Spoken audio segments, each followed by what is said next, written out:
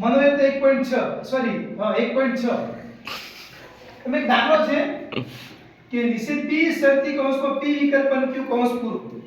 જો આ દાખલો જ્યારે પરીક્ષામાં પૂછાય તો કેટલા માર્ક્સમાં પૂછાતો હોય છે? તો 3 માર્ક્સમાં પૂછાય. 3 માર્ક્સમાં. આવા વિધાનના રૂપના 3 પ્રકાર. અને છે એક પહેલાનું છે સ્વવ્યાઘાતી, પછી તદેવાર્થકે અને છે પરાય.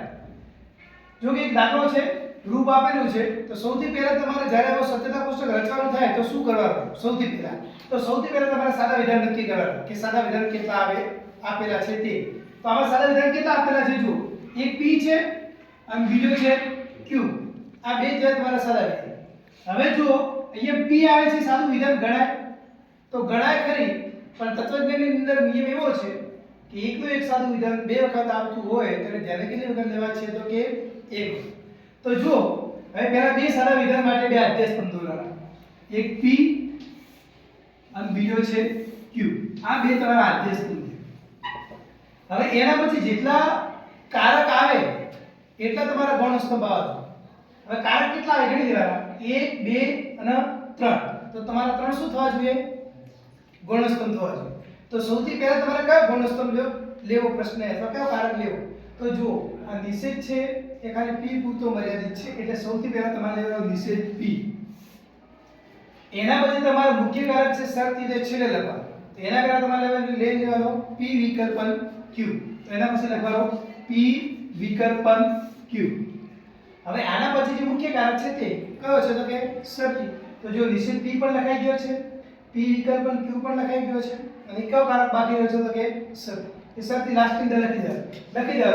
નિષેધ p શરતી કૌંસમાં p વિકલ્પન q કૌંસ પૂરું. ઘણા મનમાં પ્રશ્ન પણ થતો હશે કે એ p વિકલ્પન q એ કૌંસ આપેલો નથી, ત્યારે એ કૌંસ કેમ? એનું કારણ છે અહીંયાની જ્યારે સાબિત અપાઈ ગઈ છે આ કારકની, એટલા માટે અહીંયા શું થઈ જાય છે? તો કે કૌંસ થઈ જાય છે. હવે કયો કારક બાકી રહે છે? તો કે શરતી તરીકે સમજી ગયા. હવે શું કરવાનું? એના પછી તમે લાઈન દોરવા માટે સ્કેલ નો પણ ઉપયોગ કરી શકો છો. નંબર આપી દેવાનો 1 2 3 4 અને આ છે 5.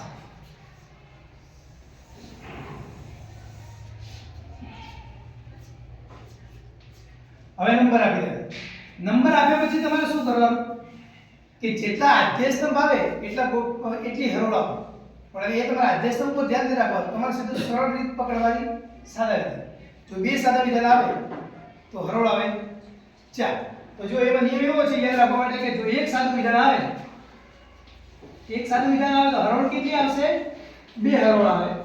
અને જો બે સાદા વિધાન આવે તો હરોળ કેટલી આવે? તો કે 4.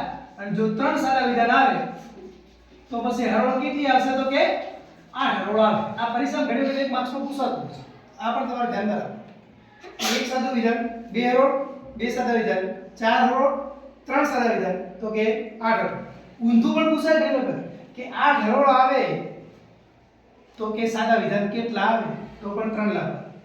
બીજો પ્રશ્ન એવો પણ પૂછાય કે જો બે અધ્યાયસ્તંભ આવતા હોય તો હરોળ કેટલી આવે? તો કેટલી લખવાની? 4. તો એક અધ્યાયસ્તંભ આવે તો હરોળ કેટલી આવે? તો કે 2. એક કોના ઉપર નક્કી કરશે?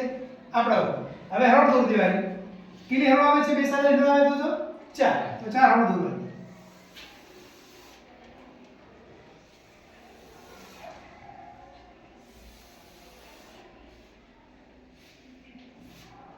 તમે સ્કેલનો ઉપયોગ કરજો એટલે કોઠો મસ્ત લાગે. બરાબર? કેમ કે આપણે ફૂટપટ્ટી સ્કેલની માપની દોરશું તો એક આકર્ષક લાગશે અને તપાસનાર પણ થોડો ખુશ થશે. એટલે તમારે ફરજિયાત સ્કેલનો ઉપયોગ કરવાનો અથવા પેન્સિલનો યુઝ કરજો, જેથી કરી અને તપાસનારને થોડું યોગ્ય લાગે. પેલો માર્ક્સ ઉપર ઈચ્છા થાય અને પછી તમે જેવા લીટા દોરશો આડા તો પછી પેલા થોડું મૂડ લેસ દીએ હોય તો પેપર તપાસવાનું થોડી આપણે મિસ્ટેક થઈ છે. નંબર આપી દેવાનો 1 નંબર 2 3 અને પછી છે 4. હવે શું કરવાનું કે પહેલા નંબરનો જે અધ્યાયસ્તંભ છે 4 હરોળ આવતી હોય તો 2 ટી લખાય, 2 શું લખાય? f. એના માટેનું સૂત્ર છે, પણ આપણે સૂત્ર અને હરોળનો નિયમ ને આ બધું જો તમે ગણવા જશો તો શું થશે? ટાઈમ નહીં. પોણા કલાકની અંદર તમારે પેપર પૂરું કરવાનું. બરાબર? એટલે બાબતમાં ખાસ ધ્યાન રાખજો. એટલે જો 4 હરોળ આવે તો બે ટી લખવાના અને બે સત્ય લખવાના, બે શું લખવાનું? અસત્ય. જો બે હરોળ આવે તો એક સત્ય ને એક અસત્ય. જો 8 હરોળ આવે તો પહેલા નંબરના આદ્ય સ્તંભની અંદર 4 સત્ય લખવાના અને 4 શું લખવાના? અસત્ય. તો આપણે અહીં 4 આવે છે તો પહેલાની અંદર લખવાનું બે સત્ય અને બે શું લખવાના? અસત્ય. બીજા નંબરના આદ્ય સ્તંભની અંદર બે સત્યના અડધા કરો એટલે બે ટી ના અડધા કરો કેટલા થાય? 1 ટી ને 1 એફ. તો અહીંયા લખવાનું 1 ટી 1 એફ. 1 ટી 1 શું લખાશે? એફ. બરાબર. હવે એના પાસે અહીંયા પી આપેલો છે, સમજૂતી આપો. પી છે તો પી 1 નંબર ઉપર છે. નિયમ કયો લાગે છે? તો કે નિશ્ચિત સીધો હિસાબ. જો પી છે તો પી જોઈ લેવાનું કે પી કઈ જગ્યા ઉપર આપેલો છે? 1 નંબર ઉપર. અહીંયા શું આપેલો છે? નિશ્ચિત. તો નિશ્ચિતનો નિયમ યાદ કરો. સત્ય હોય તો શું આવે? અસત્ય. તો જો અહીંયા સત્ય છે તો શું થાય? અસત્ય. સત્ય છે તો અહીંયા પણ શું આવે? અસત્ય. અસત્ય હોય તો સત્ય, અસત્ય હોય તો સત્ય.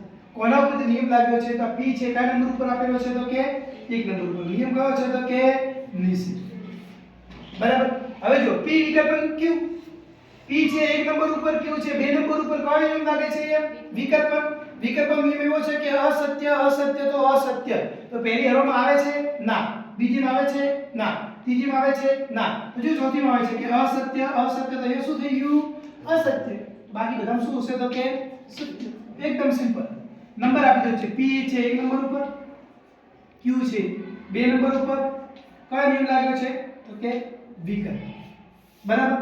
હવે આના પછી આગળ નિશ્ચિત પી 3 નંબર ઉપર, પી વિકલ્પન ક્યુ 4 નંબર. નિયમ કયો લાગે છે? સત્ય. સત્ય નિયમ યાદ કરો. સત્ય અસત્ય તો અસત્ય. પહેલામાં આવે છે? ના. બીજામાં ના. ત્રીજામાં ના. ચોથામાં આવે છે કે સત્ય અસત્ય, તો એ શું થઈ જાય? અસત્ય. બાકી બધા નથી આવતું તો શું આવશે? તો કે સત્ય. કોના ઉપરથી નિયમ લાગ્યો? નિશ્ચિત પી છે 3 નંબર ઉપર, પી વિકલ્પન ક્યુ 4 નંબર ઉપર. તો 4 લખવાના. કયો નિયમ લાગ્યો છે? તો કે સત્ય. તો એ આપણી અનુસર. હવે આના પછી તમારે શું કરવાનું? આટલું લખાઈ જાય તો એની આપણી હવે સમજૂતી. સમજૂતી હવે જ્યારે સમજૂતી આપતા હો ત્યારે ધ્યાન રાખવાનું. અહીંયા લખવાનું કે ઉપરના સત્યતા કોષ્ટકમાં કુલ કેટલા સ્તંભ આપેલા છે? 5. તો લખો કે 5 સ્તંભની રચના કરવામાં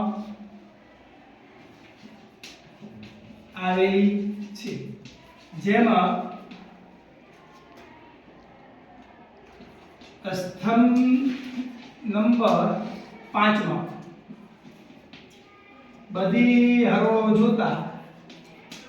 બધી હરોળ જોતા કેટલાકના સ્થાનાપતિ નિર્દેશન કેવા છે? તો કે સત્ય. કેટલાકના કેવા છે? તો કે અસત્ય. તો લખવાનું જોતા કેટલાક સ્થાનાપતિ નિદર્શન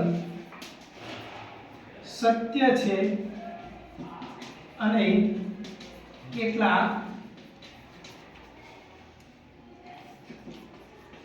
અસત્ય છે.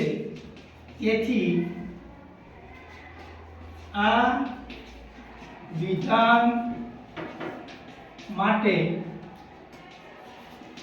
નો પ્રકાર શું છે? તો કે પરાયત છે. બસ આટલી તમારે સમજૂતી આપવી પડે. આટલું જ્યારે કમ્પ્લીટ લખશો તો તમને કેટલા માર્ક્સ મળશે? પૂરા 3 માર્ક્સ. બરાબર.